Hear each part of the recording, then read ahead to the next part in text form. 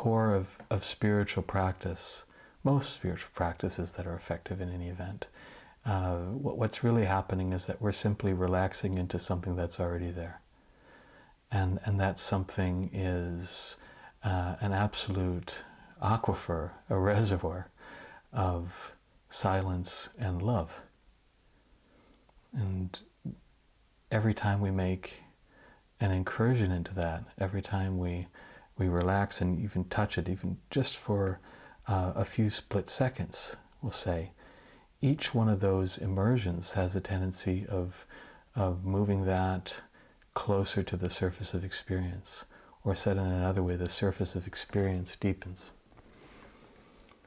And all the practices that I have been involved with for the past 20-some years, and all the practices that I teach, are essentially easy immersions into that which is already there. And often not done from the head at all. Many of them are mantric techniques, and often I think mantric techniques are taught somewhat poorly or ineffectively.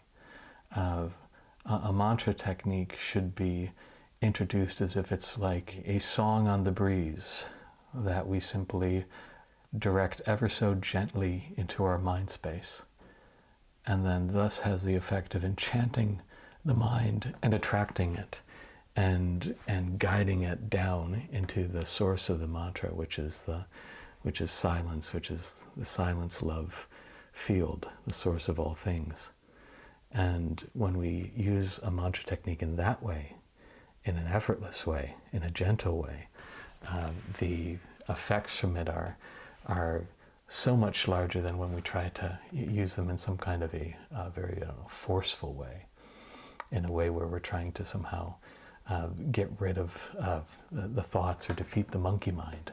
Because even though it seems somewhat accurate to think of the mind as sort of a naughty monkey that's jumping from branch to branch and doing a very poor job of being happy or finding anything solid, it's not the greatest way to the greatest way to bring that monkey into a very peaceful place is not to whip it or tie it up or try to confine it in some way through force. It'll just rebel when we do that. The nicest way to go about things is to actually just give it bananas and bribe it. And when we do that, the mind falls in line fairly quickly. When I've talked to people who've had deep mystical experiences or peak experiences or people who've been in the flow state, when we talk about what they experienced, I don't think anybody has ever told me that, oh Lord, I couldn't wait to get out of that peak experience. That flow state was a miserable place to be. No.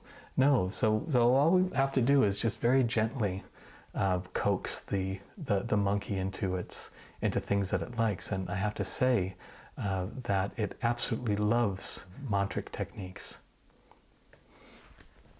So I look forward to any questions, hearing back from anyone who wants to know a little bit more about various mantric techniques. And I'm always happy to send resources your way.